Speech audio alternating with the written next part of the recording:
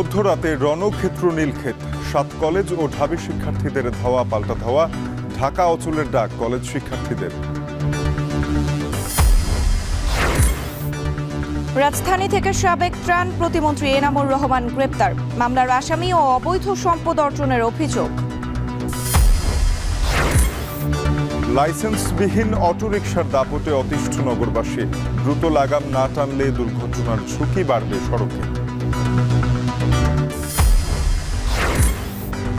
এবং বাঁধের বদলে বাঁধ, পানি নিয়ে যুদ্ধের শঙ্কাকে ক্রমশ বাস্তবে রূপ দিচ্ছে ভারত চীন, রক্ষা পাবে না বাংলাদেশও।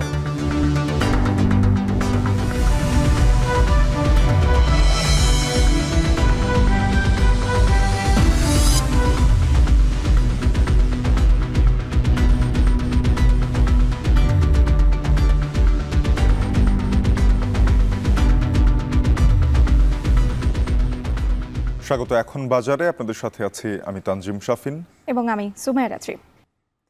ঢাকা বিশ্ববিদ্যালয় ও 7 কলেজের শিক্ষার্থীদের মধ্যে ধাওয়া পাল্টা ধাওয়ার ঘটনা ঘটেছে রোববার রাতে। এই ঘটনায় আহত হয়েছে বেশ কয়েকজন। এ নিয়ে আজ ঢাকা অচলের ডাক দিয়েছে ঢাবি অধিভুক্ত কলেজের শিক্ষার্থীরা। সকল ক্লাস পরীক্ষা বর্জনের পাশাপাশি প্রভিসির পদত্যাগের দাবি জানিয়েছে তারা। অন্যদিকে সবাইকে ধৈর্য ধরার আহ্বান জানিয়েছেন প্রভিসি। আর জানাচ্ছেন সিফাত শাহরিয়ার।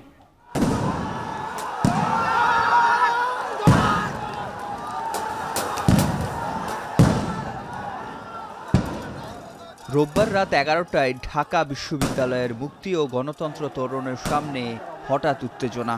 মুহূর্তে সেটি ছড়িয়ে পড়ে নীলক্ষেত নিউ মার্কেট এলাকায়। ধাওয়া পাল্টা ধাওয়া হয় ঢাকা বিশ্ববিদ্যালয় ও অধিভুক্ত সরকারি 7 কলেজের শিক্ষার্থীদের সাথে। থেমে থেমে উত্তেজনা ছড়িয়ে পড়ে আশপাশের এলাকায়। এ সময় নীলক্ষেত মোড়, নিউ মার্কেট ও ঢাকা কলেজ এলাকার প্রধান সড়কে অবস্থান নেয় দুই পক্ষের শিক্ষার্থীরা। সংঘর্ষে আহত হয় বেশ কয়েকজন।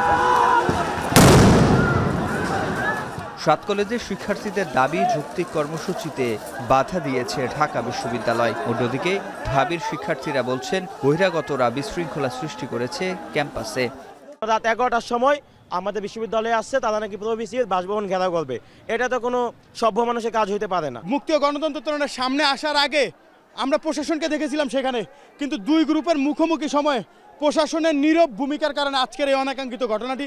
আমরা তো অনাকাঙ্ক্ষিত পরিস্থিতি কোনোভাবে সৃষ্টি করতে চাই না, কিন্তু ঢাকা ইউনিভার্সিটির ছেলেরা যখন সন্ধ্যায় আমরা অবরোধ করছি, ওরা আমাদের উপর অ্যাটাক করছে। আমাদের অনেকগুলো ছাত্র আহত হয়েছে। প্রভিসি আমাদের কাছে ক্ষমা চেতে হবে তার অসৌজন্যমূলক আচরণের জন্য। আমাদের এবং যেই ধরনের দফাগুলো আছে সেই দফাগুলো হচ্ছে যে ঢাকা বিশ্ববিদ্যালয় কর্তৃপক্ষ মেনে নিতে হবে। পরিস্থিতি নিয়ন্ত্রণে পুলিশ টিয়ার গ্যাস ও সাউন্ড গ্রেনেড দিয়ে ছত্রভঙ্গ করে দেয় শিক্ষার্থীদের। এ সময় গ্যাসের পীড়া থেকে রক্ষা পেতে কাঠ পুড়িয়ে বিচ্ছিন্নভাবে অগ্নিসংযোগ করে আন্দোলনকারীরা। ঘণ্টাখানেক পর পরিস্থিতি নিয়ন্ত্রণে আনতে পুলিশকে সহায়তায় মোতায়েন করা হয় 4 প্লাটুন বিজিবি। প্রায় 3 ঘণ্টা পর নীলক্ষেত এলাকায় বিদ্যুৎ সংযোগ বিচ্ছিন্ন হলে থামে উত্তেজনা। শিক্ষার্থী দুই যে গ্রুপ রয়েছে, দুই গ্রুপের মাঝখানে দাঁড়িয়ে তারা চেষ্টা করছেন এখানে, এবং এই পুরো নীলক্ষেত যে জায়গাটি রয়েছে, নীলক্ষেত বইয়ের মার্কেটের ঠিক সামনে আমরা এখানে বিদ্যুৎ না থাকার কারণে যে ধাওয়া পাল্টা দেওয়া সেটি কিন্তু নেই, তবে আমরা তাদের দাবি দেওয়ার যে শব্দ স্লোগান সেটি কিন্তু শোনা যাচ্ছে। অবশেষে রাত 3:30টায় সংবাদ সম্মেলনের মধ্য দিয়ে সড়ক ছাড়ে 7 কলেজের শিক্ষার্থীরা, যেখানে সোমবার 7 পয়েন্ট অবরোধ করে ঢাকা অচল করার হুঁশিয়ারি দেন। সে সাথে ঢাবির অধীনে সকল পরীক্ষা, ক্লাস বর্জন ও প্রভিসির পদত্যাগের দাবি করেন। দেশের মানুষ নিয়ন্ত্রণ করবে ঢাকা বিশ্ববিদ্যালয়। এই সুপ্রিমেসি থেকে বেরিয়ে আসার জন্য আমরা আর ওদের আন্ডারে একটা পরীক্ষাও দিব না। কালকের পরীক্ষা বয়কট, এবং কাল থেকে ঢাকা শহর অচল থাকবে। ছাত্রলীগের ঢাকা ইউনিভার্সিটির যারা ভিতরে আছে, ছাত্রলীগ সন্ত্রাস বাহিনীর মতো আজকে আক্রমণ করছে। আমরা তো খালি হাতে ছিলাম, আমাদের লাঠি সোটা কিছু ছিল না। প্রভিসি মামুনকে আমরা যে দাবি করলাম যে প্রত্যাহার করতে হবে এখান থেকে, এবং স্থায়ী বহিষ্কার করতে হবে। আপনি যদি এই বহিষ্কারটা ওনারা না করে, তাহলে এই 7 কলেজের সাথে ঢাকা ভার্সিটির যে সংঘর্ষ এটা কন্টিনিউ চলতেই থাকবে। 7 কলেজের 7 পয়েন্ট দিয়ে ঢাকা ইউনিভার্সিটির কোনো ধরনের যানবাহন চলবে না। অন্যদিকে শিক্ষার্থীদের ধৈর্য ধরার আহ্বান জানান প্রভিসি। সে সাথে 27 জানুয়ারি সব ক্লাস ও পরীক্ষা স্থগিত করেছে ঢাকা বিশ্ববিদ্যালয়। আমি বিশ্বাস করি সুষ্ঠু পরিবেশে পারস্পরিক আলোচনার মাধ্যমে এই ভুল বোঝাবুঝির অবসান ঘটবে। যে উত্তেজনার সূত্রপাত হয়েছে তা প্রশমনের জন্য সব পক্ষকে ধৈর্য ধারণ করার জন্য আমি আন্তরিক আহ্বান জানাচ্ছি। এর আগে 5 দফা দাবিতে রোববার কয়েক ঘন্টা সায়েন্স ল্যাব অবরোধ করে রাখে 7 কলেজের শিক্ষার্থীরা। সিফাত শাহরিয়ার, এখন ঢাকা। দুর্যোগ ব্যবস্থাপনা ও ত্রাণ মন্ত্রণালয়ের সাবেক প্রতিমন্ত্রী ডাক্তার এনামুর রহমানকে গ্রেপ্তার করা হয়েছে। রোববার রাতে বসুন্ধরা এলাকা থেকে গ্রেপ্তার করা হয় তাকে। তার বিরুদ্ধে জুলাই আন্দোলনে একাধিক মামলা রয়েছে বলেও জানানো হয়। তিনি 10ম ও একাদশ জাতীয় সংসদ ঢাকা 19 আসন থেকে নির্বাচিত সংসদ সদস্য। এর আগে তার বিরুদ্ধে ক্ষমতার অপব্যবহার করে সম্পদ অর্জনের অভিযোগ অনুসন্ধানের সিদ্ধান্ত নেয় দুর্নীতি দমন কমিশন।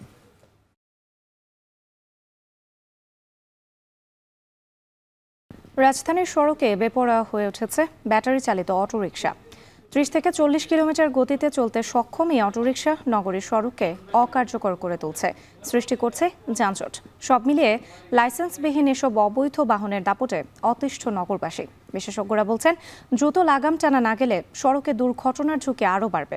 সানি মৃথার প্রতিবেদন।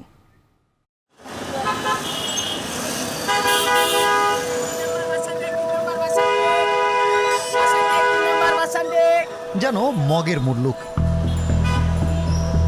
জেলা শহর বা মফস্বল না, এ চিত্র খোদ রাজধানীর, তাও আবার মূল সড়ক ছাপিয়ে দোতলা সড়কে। রাজধানীর রামপুরা ইউলুপে এভাবেই সকল নিয়ম কানুনকে বৃদ্ধাঙ্গুলি দেখিয়ে ট্রাফিক পুলিশের সামনেই অনায়াসে চলছে ব্যাটারি চালিত রিকশা। শুধু রামপুরাই নয়, গোটা রাজধানী জুড়েই এখন প্রধান সড়কগুলোতেও বাধাহীনভাবে চলছে রিকশা, অটোরিকশা। নেই লেনের বালাই, আর গতিতেও বড্ড বেপরোয়া, আর এতে অহরহ ঘটছে দুর্ঘটনা। পার হয়েছি, হুট করে একটা অটো সামনে দিয়ে ঢুকে গেল, কিন্তু একটা রিকশা, পায়ে চালিত রিকশাটা ওভাবে ঢোকেও না, আর ওর সামনে একটা যাত্রী বা একটা পথচারী পড়লেও ওটা অত ডিস্টার্ব মনে হয় না। বেশিরভাগ অ্যাক্সিডেন্টগুলো অটো রিকশার জন্যই হয়, আর ওদের যে ব্যবহার, ওদের সাথে তো কেউই পারে না। তখন দেখা যাচ্ছে আমি যাচ্ছি, পাশ থেকে হঠাৎ করে একটা আসলো, আমি পড়ে গেলাম। পরিসংখ্যান বলছে গেল 1 বছরে রাজধানী সহ সারা দেশের সড়কে 3 চাকার বাহনে দুর্ঘটনা 900-র বেশি। সেখানে হতাহতের তালিকাও বেশ বড়। জনবহুল ও যানজটের এই নগরে বৈধ যানবাহন সামলাতেই হিমশিম অবস্থা ট্রাফিক পুলিশের। সেখানে অধিকাংশ সময় অদক্ষ চালকের এলোমেলো চলাচলে নগরীর সড়কগুলোতে প্রতিদিনই তৈরি হচ্ছে বিশৃঙ্খলা। এর মধ্যে অটোরিকশার দৌরাত্ম্যে অতিষ্ঠ ট্রাফিক সদস্যরা। এই মেইন রাস্তায় আসার কারণে অটোরিকশা রাস্তার জ্যাম কিন্তু অনেকাংশে বেড়ে যাচ্ছে, আমরা কিন্তু নিয়ন্ত্রণ করতে পারতেছি না। আপনি মনে করেন হরেন দিলে গাড়িগুলো চাপে না, কি মাঝখান দেওয়া যায়, এখন লেন দিলে লেন মানে না। ওরা ডান বাম তো কিছু মানে না, ট্রাফিক সিগন্যাল মানে না, যে এত টাকা দামের গাড়ি, এই অটো রিক্সার জন্য অনেক ক্ষতিগ্রস্ত তো আমরা পড়ে যাই ড্রাইভাররা। ঠিক আছে, আমরা যদি আবার কিছু কই, আমাদের আবার হুমকি দেয় রিক্সাওয়ালারা, আমাদের সাথে পাল্লা দিয়ে চলে। বিগত সরকারের আমলে অটোরিকশা চলাচলে নিষেধাজ্ঞা দিলেও চাপের মুখে আদেশ প্রত্যাহার করে নেয় শেখ হাসিনা সরকার। পরবর্তীতে অন্তর্বর্তী সরকারের আমলে মহানগরীতে অটো চলাচলে নিষেধাজ্ঞা আরোপ করেন আদালত। অটো চালকদের তীব্র আন্দোলনে তাও কার্যকর হয়নি। এরপর আরও বেপরোয়া হয়ে ওঠে অটো চালকরা। অভিযোগ আছে তৎকালীন পুলিশ কর্মকর্তা সহ প্রভাবশালীদের ছত্রছায়ায় সড়কে জায়গা করে নেয় অটো রিকশা চালকরা। যদিও এখন তারা বলছেন বেশি আয়ের জন্যই প্রধান সড়কগুলোতে উঠতে হচ্ছে তাদের। এগুলো সব গাড়ির নামে তো লাইসেন্স লাগে না, লাইসেন্স তো দেয় না, সরকার তো দেয় না এটা লাইসেন্স। হ্যাঁ, মেন রাস্তা আমাদের আসা তো নিষেধ, কী করবো, এক পাল্লার 400 টাকা জমা দেয়, নিচ দেওয়া ভাড়া নাই। হ্যাঁ, মেইন রাস্তায় তো ভাড়া বেশি পাওয়া যায়। বিভিন্ন তথ্য মতে রাজধানীতে ব্যাটারি চালিত অটোরিকশার সংখ্যা 12 লাখেরও বেশি। লাইসেন্স ও নিবন্ধনহীন এসব ব্যাটারি চালিত অটোরিকশার অনেক চালকই অনভিজ্ঞ ও অপ্রাপ্তবয়স্ক। একসময় ঢাকার অলিগলিতে নিয়মিত এর চলাফেরা থাকলেও বর্তমানে নগরীর প্রায় সব প্রধান সড়কে চলাফেরা করছে বেপরোয়াভাবে। এতে যেমনি বাড়ছে তীব্র যানজট, একই সাথে বাড়ছে দুর্ঘটনার ঝুঁকিও। বিশেষজ্ঞরা বলছেন অতি দ্রুত এর লাগাম টানা না গেলে আগামীতেও দুর্ঘটনার ঝুঁকি আরও বাড়বে, একই সাথে বাড়বে যানজটও। যদি কোথাও আমরা অ্যালাউ করি তাহলে সেটা কোথায় কেন করব, কতদিনের জন্য করব, তার পদ্ধতিটা কী হবে, তার রেজিস্ট্রেশন কী হবে, এই একটা পুরো পরিকল্পনা হাজির করা। সেই পরিকল্পনা নাই। এখন দেখা যাচ্ছে যে মূল সড়কে বিভিন্ন জায়গায় চলছে, প্রায়শই অ্যাক্সিডেন্ট হচ্ছে, ছোট থেকে বড় দুর্ঘটনা হচ্ছে এবং এটা যে কোনো দিন আরও বড় স্কেলে এই অ্যাক্সিডেন্টগুলো বাড়তে পারে। নানা সীমাবদ্ধতার কারণে শুধুমাত্র আইন শৃঙ্খলা রক্ষাকারী বাহিনীর তৎপরতায় অটোরিকশা নিয়ন্ত্রণে আনা সম্ভব না বলে দাবি করেন পুলিশের এই কর্তা। এই ক্ষেত্রে দেখা যাচ্ছে যে ওরা আইন মানতে চায় না এবং আইন আসলে অনেকে জানেও না। সবাই নিয়ে বসে একটা বাস্তব ভিত্তিক একটা সিদ্ধান্তে আসলে আমার ধারণা এই সমস্যার দ্রুতই সমাধান হয়ে যাবে। ঝুঁকিপ্রবণ বাহন বন্ধে বিভিন্ন সময়ে নানা উদ্যোগ নিয়েছে সরকার, কিন্তু কার্যকর হয়নি কোনো কিছুই। তাই নগরবাসীর চাওয়া নিরাপত্তার জন্য হলেও অন্তত প্রধান সড়কে অটো বন্ধে কঠিন পদক্ষেপ নেওয়া হোক দ্রুতই। সানিম রিধা, এখন, ঢাকা। নগরীর যাত্রাবাড়ির গোলাপবাগ সুতি ও গোপীবাগ খাল অনেকাংশ দখল ভরাট হওয়ায় এসব পাড়া মহল্লার ড্রেনে জমে থাকা পানি সহজে নিষ্কাশন হচ্ছে না। এ কারণে দক্ষিণ সিটির 39-40 নম্বর ওয়ার্ডের কিছু সংখ্যক সড়ক, বাসাবাড়ি ময়লা দুর্গন্ধযুক্ত পানিতে তলিয়ে রয়েছে। বাসিন্দারা বলছেন এতে রোগবালাই ও মশার প্রকোপ বেড়েছে। আর ঢাকা ওয়াসা ও দক্ষিণ সিটি কর্পোরেশন একে অন্যের উপর দায় চাপাচ্ছেন। বিস্তারিত জানাচ্ছেন জাবেদ আব্দুল্লাহ। গত বছরের জুন থেকে অক্টোবর পর্যন্ত চলা বর্ষা মৌসুমের চিত্র এটি। এ সময় মৌসুমি বায়ুর প্রভাবে প্রচুর বৃষ্টি হয়। সহজে খাল নালায় সড়কের জমে থাকা পানি নামতে পারে না, তৈরি হয় জলাবদ্ধতার। Toynbee circular road, RK mission, Abhay Das, KM Das lane, Gopibagh, Ramakrishna mission সহ বেশ কিছু এলাকার বাসিন্দাদের কাছে ভোগান্তির এ চিত্র বেশ পরিচিত। নতুন বছরের শুরুতে এসব এলাকায় গিয়ে দেখা মিলল খানাখন্দের। আর নির্মাণ উপকরণ পড়ে ভরে আছে ড্রেন, সুয়ারেজের লাইন বন্ধ, অতিরিক্ত আবর্জনায়। এর মধ্যে বসবাস নাগরিকের। টিকাতুলির অবস্থা দেখে মনে হবে আলোর নিচেই অন্ধকার। এ কারণে বাসিন্দারা পড়েছেন বিপাকে, বাড়ছে রোগবালাই ও মশার উপদ্রব। প্রত্যেকটা সুয়ারেজ লাইনের মুখটা বন্ধ হয়ে গেছে মেইন রাস্তা থেকে, যার কারণে পানিগুলো ব্লকড হয়ে যায়। এলাকার যেই বাসার যে পানির ট্যাঙ্কি আছে, পানির ট্যাঙ্কিগুলোতে সুয়ারেজে পানি ঢুকে গেছে। বৃষ্টি হলে মনে হয় নৌকা চলার মতো পানি হয়। বাসিন্দারা বলছেন গত বছরের চেয়ে এবছর ড্রেনের ব্যবস্থার তেমন উন্নতি হয়নি। ওয়াসা ও সিটি কর্পোরেশন একে অপরের উপর দায় চাপাচ্ছেন, যে কারণে ভোগান্তি থেকে রেহাই মিলছে না। কাস্টমার তো ঢুকেই না, পানির মধ্যে মরার মধ্যে কি কাস্টমার ঢুকে না। পানি আমরা মেশিন লাগা কদিন চেষ্টা করলাম পানি ফেলানোর, মেন রোডে জাম, যার জন্য পানি ওই মেশিন আনার পর টাকা দিয়ে ঠিক কাজ হয় না। এখন শীতকাল, টিকাতলির এই সড়কে যে পানি জমে আছে তা বৃষ্টির নয়, দূরের ওই ড্রেনে ময়লা আবর্জনা, পলিথিন, প্লাস্টিক সহ কঠিন বর্জ্যে ভরাট হয়ে আছে, যে কারণে এই এলাকার বাসাবাড়ির ব্যবহৃত পানি খুব সহজে নেমে যেতে পারছে না। আর এজন্যই এই এলাকার বাসিন্দা ও পথচারীরা পড়েছে বাড়তি ভোগান্তিতে। বিশেষজ্ঞরা বলছে এই এলাকার আশেপাশের খাল, জলাধার, ডোবানালা খনন করা না গেলে আসছে বর্ষায় এই ভোগান্তি আরও বাড়বে। এদিকে নগর পরিকল্পনাবিদ বলছেন সিটি কর্পোরেশন ও সেবা সংস্থাগুলো বড় প্রকল্প নিয়ে না ভেবে খালের আন্তঃসংযোগ বাড়ালে ভোগান্তি কমবে। শিরা উপশিরার মতো খালগুলো যেগুলো বৃষ্টির পানি সরিয়ে যেত, সবগুলোকে আমরা সরকারি বেসরকারি পর্যায়ে আমরা একদম গলা টিপে মেরে ফেলেছি। তাহলে এই যে গলা টিপে মেরে ফেললাম, এখন মেরে ফেলে আমরা কি করছি, হাজার লক্ষ কোটি টাকা ড্রেনেজ প্রকল্প নিয়ে আসছি। প্রকল্প ভিত্তিক তো সমাধান হবে না। এখন আমাদের প্রতিটি খাল যা আছে যার প্রতিটা ইঞ্চি রক্ষা করতে হবে, আর তাদের মধ্যে আন্তঃসংযোগ যতটুকু বাড়ানো যায়, কারণ অনেক খাল আছে ইতিমধ্যে একদম ধ্বংস হয়ে গেছে, সেটা হয়তো রিস্টোর করা যাবে না। আর ঢাকা দক্ষিণ সিটির প্রধান বর্জ্য ব্যবস্থাপনা কর্মকর্তা বলছেন 13টি খাল খননের কাজ চলছে। তিনি বলেন বর্ষার আগেই ড্রেনের ডিপ ক্লিনিংয়ের কাজ শেষ হবে। ডিএনডির যে খালগুলো আছে 12-13টা খাল আছে, বর্ষাকালের আগে আমরা প্রতি বছরই যে ক্লিনিংটা করা হয় ড্রেনেজ সিস্টেম, ওইটার আমরা অলরেডি টেন্ডার প্রক্রিয়া শেষ হয়ে গেছে এবং আমার লোক সেই পর্যন্ত কন্ট্রাক্টরকে বিল আমি থাকা অবস্থা আমি সাইন করব না যদি স্যাটিসফ্যাক্টরি ওয়েতে কাজগুলি না করে। এবার ঢাকা দক্ষিণ সিটি কর্পোরেশনে খোলা ড্রেন রয়েছে 466.43 কিলোমিটার, আর পাইপ ড্রেন রয়েছে 15.73 কিলোমিটার। জাবেদ আব্দুল্লাহ, এখন, ঢাকা। মাঘের তীব্র শীতের দাপটে কাবু দিনাজপুরের জনজীবন। শীতের প্রকোপে কাজ না থাকায় বিপাকে শ্রমজীবীরা। কর্মহীনতায় বাড়ছে ঋণের বোঝাও। সরকারি সহযোগিতার দাবির পর শুকনো খাবার সহ সব ধরনের সহযোগিতার আশ্বাস উপজেলা প্রশাসনের। সোহেল রানার প্রতিবেদন। প্রভাত হলেও সূর্যের দেখা নেই, চারপাশে কুয়াশাচ্ছন্ন পরিবেশ। এমন সকালে গ্রাম থেকে 6 কিলোমিটার হেঁটে কাজের সন্ধানে হিলিতে এসেছেন সাজ্জাদ হোসেন। শুধু সাজ্জাদ নন, এমন শত শত দিনমজুর প্রতিদিন কাজের অপেক্ষায় সময় কাটান অনেক বেলা। তবে কনকনে শীত আর ঘন কুয়াশার কারণে কাজ না পেয়ে খালি হাতে ফিরতে হচ্ছে অনেককেই। সংসার চালাতে হিমশিম খেতে হচ্ছে পরিবারগুলোকে। এ অবস্থায় শীতবস্ত্রের পাশাপাশি শুকনো খাবার ও আর্থিক সহযোগিতা চান তারা। খুব কষ্টের ভিতরে আসি, কাজ আমরা করে খাই। এই 50 বছর মনে হলে হিলি থেকে ট্যাবলেট দেওয়া, এভাবে চলা শীতে কাপড় টাপড় নেই, কম্বল নেই, গদি নেই, কিছু নেই। সমস্যা হচ্ছে তো এখন হলে কি হবে, মানুষের ধার দূর করে নিয়ে আসে খিরা আছে। হাঁটতে হিলি 10 মিনিট আগে 1.5 ঘন্টা 2 ঘন্টা সময় লাগে। আবার কাজের সন্ধানে আসি, গরিব মানুষ, কাজ না করলেও ভাত হয় না।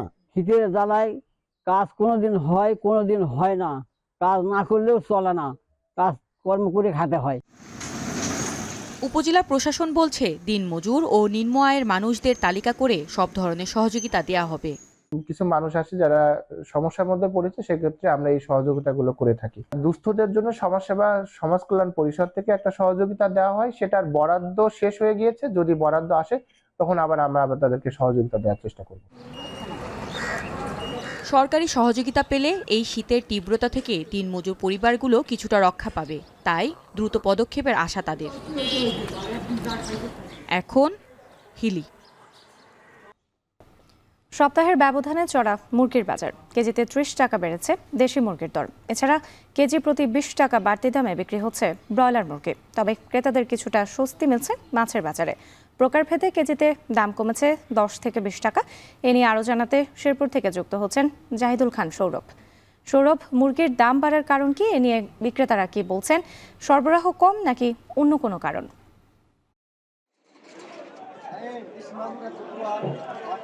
রাত্রি আমরা দেখেছি যে সপ্তাহের ব্যবধানে কিন্তু সবচেয়ে বেশি যে দামটি বেশি সেটা হচ্ছে দেশীয় মুরগির দাম। আমরা দেখেছি যে গত সপ্তাহে যে দেশি মুরগি বিক্রি হচ্ছিল 420 টাকা কেজি দরে, সেটি কিন্তু আজকে বাজারে 30 টাকা বৃদ্ধি পেয়ে 450 টাকা কেজি দরে বিক্রি হচ্ছে। পাশাপাশি সবচেয়ে বেশি যে ব্রয়লার মুরগিটি বিক্রি হয়, নিম্ন আয়ের মানুষরা কিনে থাকে, সেটিতে আমরা দেখেছি 170 টাকা থেকে হঠাৎ 20 টাকা বৃদ্ধি পেয়ে 190 টাকা কেজি দরে বিক্রি হচ্ছে। তবে কিছুটা স্বস্তি রয়েছে ব্রাউন সোনালী মুরগির বাজারে এবং পাকিস্তানি কক মুরগির বাজারে। আমরা দেখেছি যে সোনালী ব্রাউন মুরগি রয়েছে, সেটি আজকের বাজারে স্থিতিশীল থেকে বিক্রি হচ্ছে 290 থেকে 300 টাকা কেজি দরে। পাশাপাশি পাকিস্তানি কক মুরগি নামে যেটি পরিচিত, সেটি বিক্রি হচ্ছে একই দামে 290 টাকা থেকে 300 টাকা কেজি দরে। তো হঠাৎ কি কারণে দেশীয় এবং ব্রয়লার মুরগির দাম বেড়েছে, এই বিষয়ে আমি বেশ কয়েকজন বিক্রেতার সাথে কথা বলেছিলাম। বিক্রেতারা আমাদেরকে জানাচ্ছেন মূলত তীব্র সংকট রয়েছে। এছাড়াও যে সকল দানাদার খাবার রয়েছে, সেটিতেও কিন্তু 5 থেকে 10 টাকা বৃদ্ধি পাওয়ার কারণে মূলত হচ্ছে ব্রয়লার মুরগির দাম বেড়েছে এবং দেশীয় মুরগির একদমই সংকট রয়েছে। সেই কারণে মূলত এই দেশীয় মুরগি এবং ব্রয়লার মুরগির দাম বেড়েছে। তো ক্রেতারা বলছে যে নিয়মিত খাদ্য তালিকায় এবং পুষ্টি চাহিদা পূরণে কিন্তু মুরগি অন্যতম একটি উপাদান। তো তারা বলছে যে নিয়মিত যদি বাজার মনিটরিং করা হয় এবং সামনে যেহেতু আসন্ন রমজান রয়েছে, যদি বাজারের দরদামটা কিছুটা নাগালের মধ্যে থাকে, তাহলে হয়তো তাদের এই মুরগির দাম নাগালের মধ্যে থাকবে। এবং নিম্ন যারা মানুষ রয়েছে, সবচেয়ে বেশি যে মুরগি তারা কিনে থাকে সেটি হচ্ছে ব্রয়লার মুরগি। তারাও বলছেন যে ব্রয়লার মুরগিটা যদি 10 থেকে 5 টাকা একটু কমে আসে, তাহলে হয়তো তাদের ক্রয় ক্ষমতার মধ্যেই থাকে। তবে আরেকটি বিষয় জানিয়ে রাখি, রাতে ডিমের বাজার কিছু সস্তি রয়েছে। আমরা দেখেছি যে মুরগির ডিম খালিতে 2 থেকে 3 টাকা কমে যথাক্রমে 43 থেকে 50 টাকা কেজি দরে হালি প্রতি বিক্রি হচ্ছে। তবে কিছুটা দাম বৃদ্ধি পেয়েছে আমরা দেখেছি হাঁসের ডিমে 70 টাকা থেকে 5 টাকা বৃদ্ধি পেয়ে 75 টাকা হালিতে বিক্রি হচ্ছে হাঁসের ডিম। তো এই ছিল রাত্রি আমার কাছে মাংসের বাজার এবং ডিমের বাজার দরে সর্বশেষ তথ্য। বাজার পরিস্থিতির আরও খবর জানাতে সুনামগঞ্জ থেকে যুক্ত হয়েছেন লিপসান আহমেদ। লিপসান, বাজারে তো মাছের সরবরাহ আগের চেয়ে বেড়েছে, সেক্ষেত্রে সেই অনুযায়ী দাম কি কমেছে কিনা, ক্রেতারা এই বিষয়ে কি বলছেন?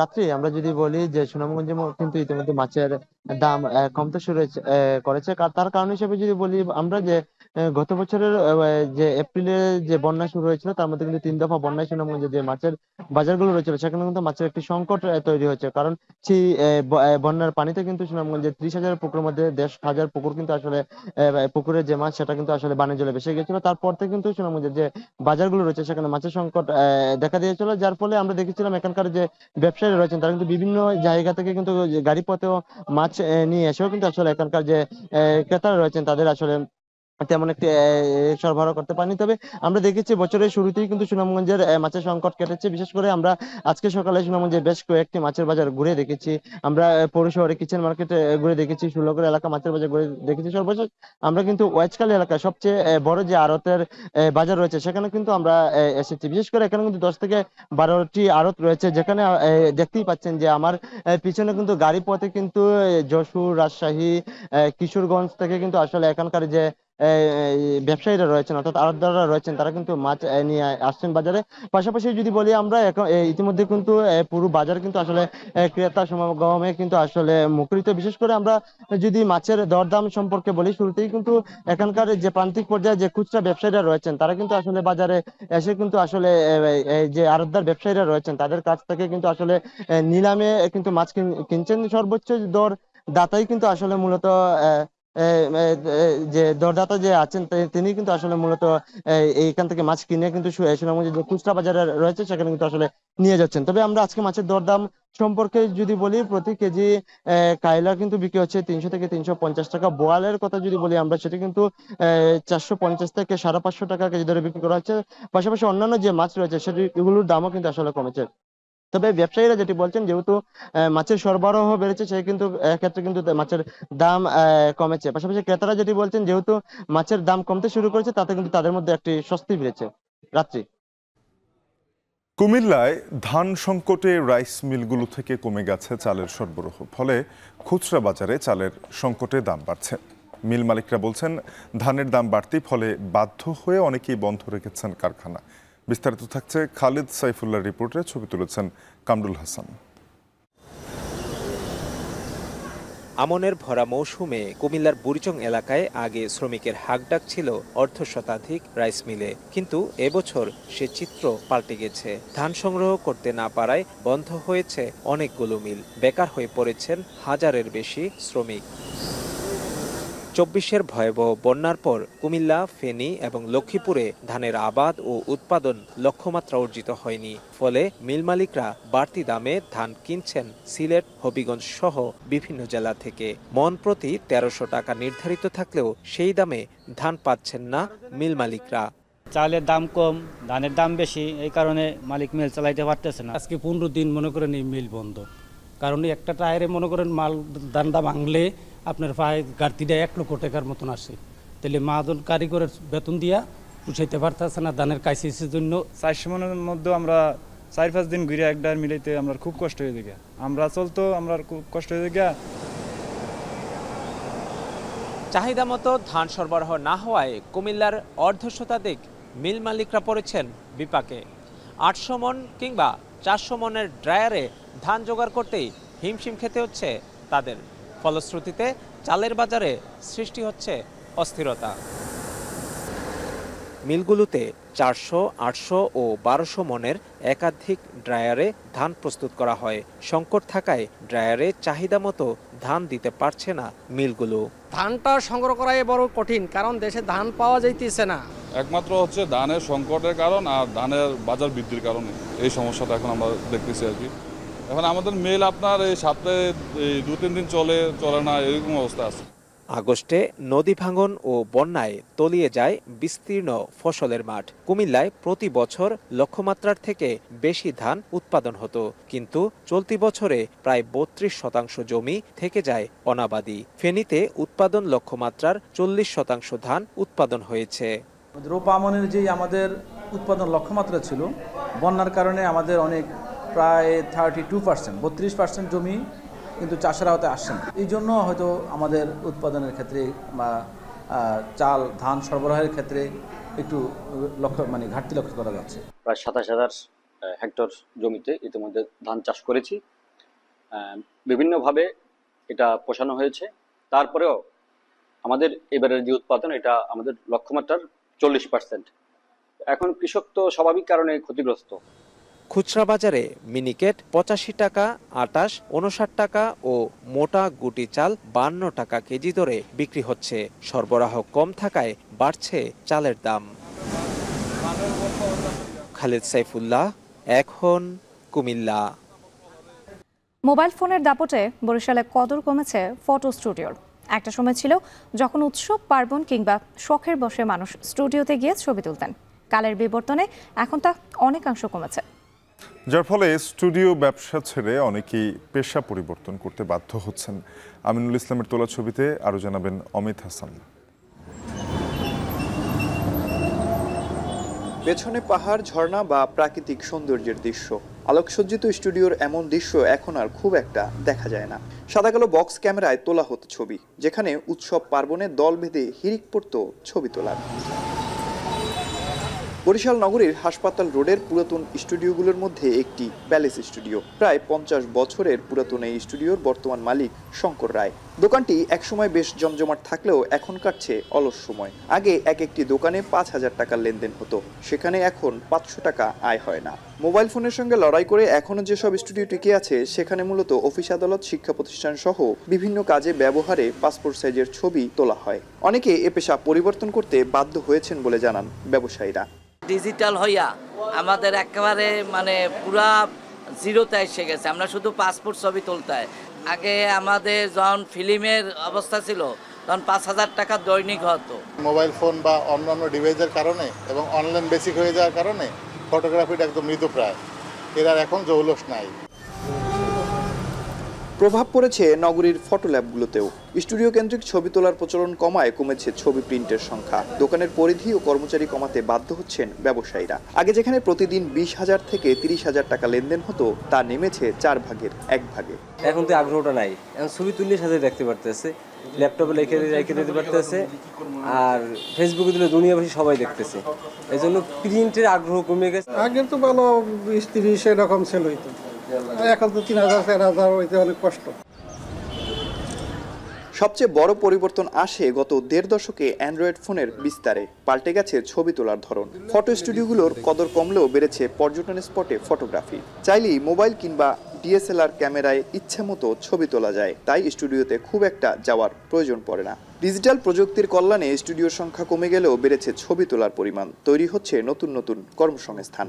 সোশ্যাল মিডিয়ার মধ্যে সীমাবদ্ধ আমাদের ম্যাক্সিমাম ছবি, এবং ছবিগুলো প্রিন্ট আউট কম হয়। আমাদের ছবিগুলো সোশ্যাল মিডিয়ায় থাকে। স্টুডিওতে গেলে যা অসুবিধা হতো, আমরা আগে জানেন আপনারা যে পাইতে প্রায় 2-3 দিন সময় লাগতো, আর আমরা সেখানে সর্বোচ্চ হলে 3-4 সেকেন্ডে আমরা ছবিটা ক্লিক করার পরই ছবিটা পেয়ে যাই। বরিশাল নগরী জুড়ে এক সময় শতাধিক স্টুডিও থাকলেও এখন রয়েছে মাত্র 20 থেকে 25টি। ফ্রিল্যান্সার ফটোগ্রাফের সংখ্যা প্রায় 2 শতাধিক। স্টুডিওতে আমাদের যে ছবিগুলো তুলতাম ওই জায়গায় আপনার জাস্ট 2-1টাই আমাদের ব্যাকগ্রাউন্ড ছিল, আর আমরা বাইরে তুললে আমরা অনেক ধরনের ব্যাকগ্রাউন্ড পাই। ঠিক আছে, মানুষ এই ছবিগুলো দেখে অনেক আগ্রহ হয়, তারাও বাইরে তুলতে অনেক আগ্রহ পোষণ করে। ফ্রিল্যান্সার ফটোগ্রাফাররা আছি যারা বিভিন্ন বড় বড় কোম্পানি আছে, তো এদের ক্ষেত্রে দেখা গেছে আমরা বাইরে যেয়ে অনেক ভালো ভালো ছবি পাচ্ছি, মানুষ এতে আরো আনন্দ পাচ্ছে ছবি তুইলা। স্টুডিওতে গিয়ে ছবি তোলার যে প্রক্রিয়াটা, সেখান থেকে মানুষ কনভার্টেড হয়েছে, এখন নিজেই মোবাইলে ছবি তুলে এটাকে প্রসেস করছে, এটাকে পাসপোর্ট সাইজের ছবি সে ব্যবহার করছে। এই যে উত্তরণ, এটা আসলে উত্তরণ এবং উন্নয়ন বেসিক্যালি আমি বলবো। কারণ হলো যে একদিকে যেমন কর্মসংস্থান এবং মনে হচ্ছে হয়তো আমাদের যে কর্মসংস্থান ক্ষতিগ্রস্ত হচ্ছে, অন্যদিকে কিন্তু কর্মসংস্থান অন্যভাবে বিশালভাবে বাড়ছে। অমিত হাসান, এখন। সিলেট অঞ্চলে উৎপাদন হয় গোয়াল গাদ্দা শিমের। প্রতি বছর শিমের উৎপাদন বাড়লেও নেই যথাযথ বিক্রির ব্যবস্থা, ফলে ক্ষতিগ্রস্ত হন চাষিরা। তবে কৃষি অধিদপ্তরের কর্মকর্তারা জানান, কৃষকদের উৎপাদিত পণ্যের কথা মাথায় রেখে রপ্তানি সহায়ক পরিবেশ তৈরিতে গুরুত্ব দিচ্ছেন তারা। বিস্তারিত জানাচ্ছেন সন্দীপন শুভ, আর ছবি তুলেছেন অনিল পাল।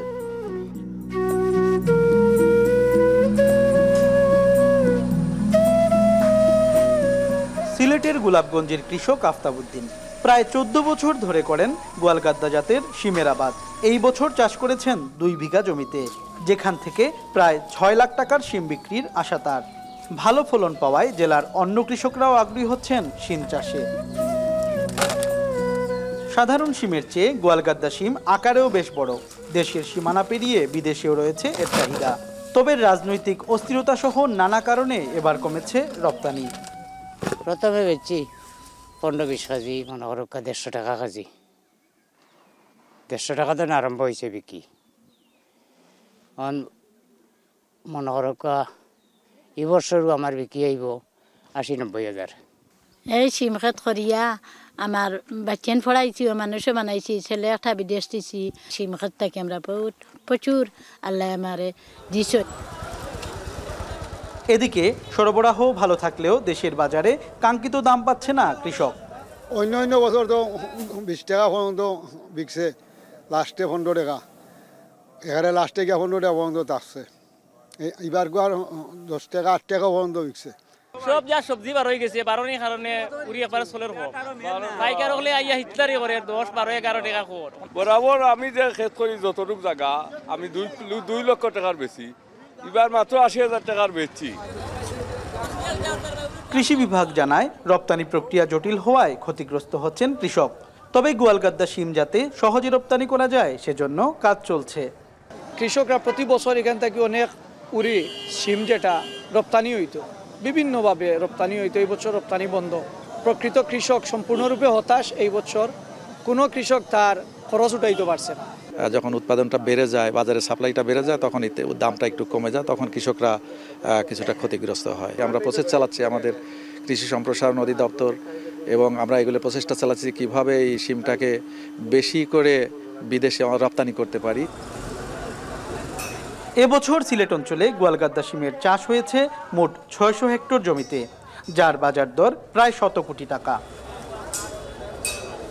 সিলেটের অত্যন্ত জনপ্রিয় এই গোয়ালগাদ্দা শিমের উৎপাদন এবছর ভালো হলেও ন্যায্য দাম না পাওয়ায় অনেকটাই হতাশ কৃষকরা। তারা বলছেন বিদেশে রপ্তানি না হওয়া এবং রাজনৈতিক অস্থিরতার কারণে এমনটি হয়েছে। তবে বিদেশে রপ্তানি যদি বেড়ে যায় এবং সরকারি প্রণোদনা যদি পাওয়া যায়, তবে এই খাতে তাদের সকল ক্ষতি পুষিয়ে নেওয়া সম্ভব। সন্দীপন শুভ, এখন গোলাপগঞ্জ, সিলেট।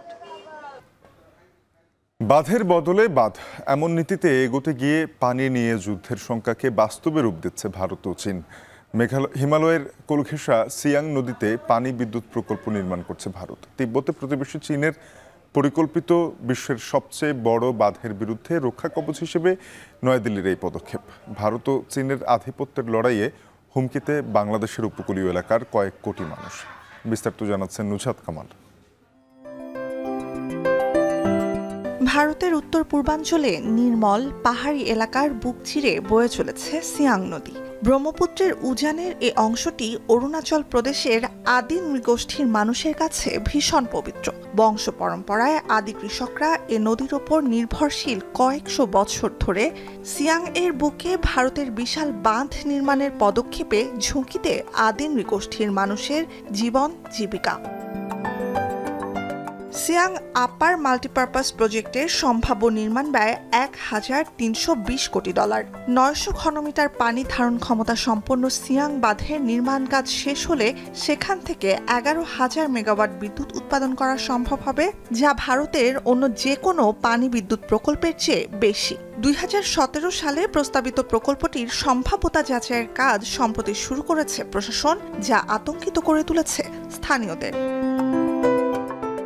স্থানীয়রা বলছেন বাঁধটি নির্মাণে অন্তত 20টি গ্রাম পুরোপুরি ডুবে যাবে, আংশিক তলিয়ে যাবে আরও অন্তত 24টি গ্রাম। পূর্বপুরুষের ভিটেমাটি ছাড়তে হতে পারে কয়েক হাজার বাসিন্দাকে, আর তাই কোনো অবস্থাতেই এ ব্যবস্থায় রাজি নয় বিক্ষুব্ধ বাসিন্দারা। স্থানীয়দের মধ্যে ক্ষোভ প্রতিরোধ বাড়তে থাকায় নিরাপত্তার শঙ্কায় অঞ্চলটিতে সম্প্রতি আধা সামরিক বাহিনী মোতায়েন করেছে ভারতের কেন্দ্রীয় সরকার।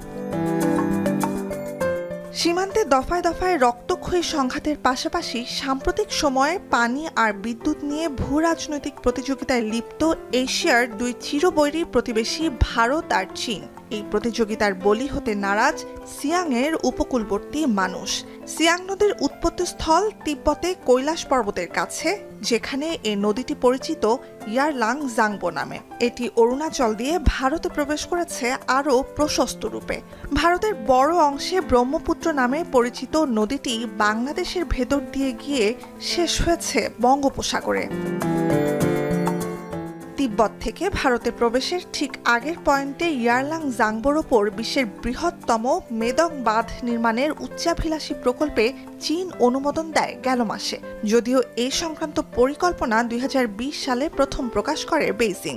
60,000 মেগাওয়াট বিদ্যুৎ উৎপাদনে সক্ষম হবে এই মেদং বাঁধ। দিল্লির দাবি, মেদং বাঁধের কারণে নদীর গতিপ্রবাহ ব্যাহত হওয়ায় সম্ভাব্য ক্ষয়ক্ষতি এড়াতে সাহায্য করবে সিয়াং বাঁধ। পানি সংকট, খরা, আকস্মিক বন্যা সব দুর্যোগেই সিয়াং বাঁধ ভারতের জন্য রক্ষা কবচ হিসেবে কাজ করবে বলেও দাবি নয়াদিল্লির।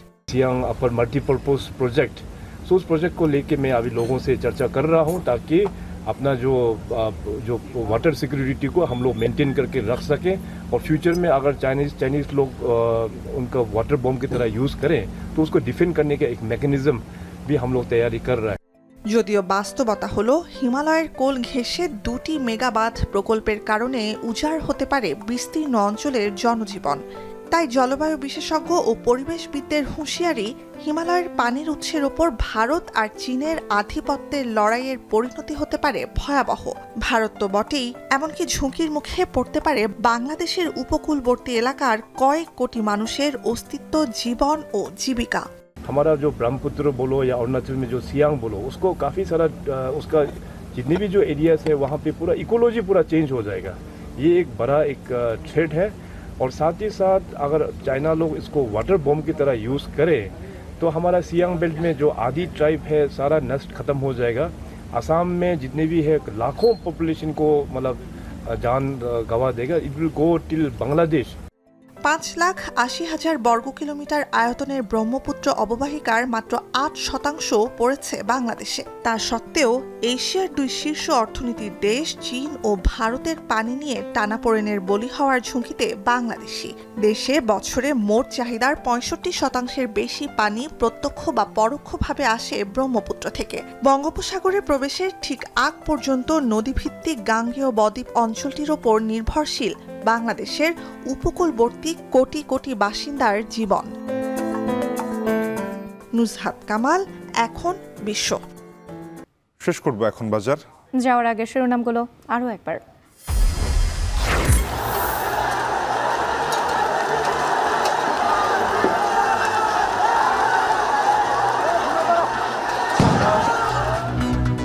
মধ্যরাতে রণক্ষেত্র নীলক্ষেত, 7 কলেজ ও ঢাবি শিক্ষার্থীদের ধাওয়া পাল্টা ধাওয়া। ঢাকা কলেজের ডাক কলেজ শিক্ষার্থীদের। রাজধানী থেকে সাবেক ত্রাণ প্রতিমন্ত্রী এনামুর রহমান গ্রেপ্তার, মামলার আসামি ও অবৈধ সম্পদ অর্জনের অভিযোগ। লাইসেন্সবিহীন অটোরিকশার দাপটে অতিষ্ঠ নগরবাসী, দ্রুত লাগাম না টানলে দুর্ঘটনার ঝুঁকি বাড়বে সড়কে।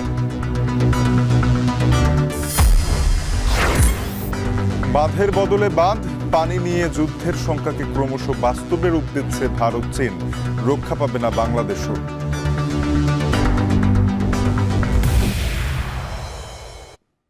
শেষ করছি এখন বাজার।